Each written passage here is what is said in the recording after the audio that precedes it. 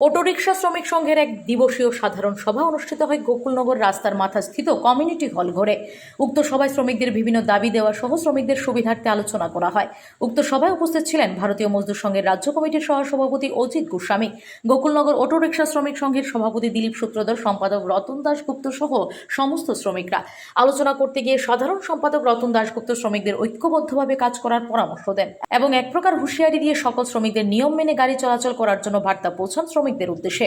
তাছাড়া যাত্রীদের সুবিধার্থে যারা দূর দূরান্ত থেকে পাড়ি দিচ্ছে তাদের সাথে পানীয় জলের ব্যবস্থা করেন রাস্তার মাথার শাখা ও মধুপুর শাখা। পরবর্তী সময়ে রাস্তার মাথা অটো শ্রমিক সংঘের কমিটি ঘোষণা করেন। নতুন কমিটিতে সভাপতি রয়েছেন দিলীপ দাশগুপ্ত ও সম্পাদক রয়েছেন রতন দাশগুপ্ত। তাছাড়া রয়েছেন রাস্তার মাথা দেবীপুর কোনাবন কৈরা ঢেপা লাইন সেক্রেটারি। আজকের বৈঠকে শ্রমিকদের উপস্থিতি ছিল বেশ লক্ষণীয়।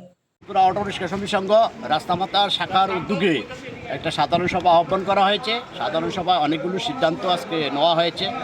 অনেকগুলো শ্রমিক এলোমেলোভাবে চলে, যে এলোমেলোভাবে যে চলতে না পারে, একটা শৃঙ্খলাবদ্ধভাবে যাতে চলতে পারে, তার জন্য আজকের এই সভা ডাকানো করেছে। এই সভায় আজকে উপস্থিত ছিলেন আমাদের রাজ্য কমিটির আদরণীয় সভাপতি অজিত গোস্বামী মহাশয়। এছাড়া উপস্থিত ছিলেন আরেকজন সদস্য ওয়ালা মহাশয় এবং আমাদের জেলা কমিটির সভাপতি পলাই দেব। আজকে শ্রমিকদের জন্য অনেকগুলো সিদ্ধান্ত করা হয়েছে। যারা দূর দূরান্ত থেকে যাত্রী নিয়ে আসা যাওয়া করে তাদেরকে পানীয় জলের ব্যবস্থা করে দেওয়া হবে বিভিন্ন শাখাতে। যেহেতু এখন খরা মৌসুম চলছে, মধুপুর বাজারে এবং রাস্তামাথায় প্রতিদিন পানীয় জলের ব্যবস্থা থাকবে এবং বিশ্রামাগারের জন্য আরেকটা আমরা প্রয়োজনীয় ব্যবস্থা নিচ্ছি।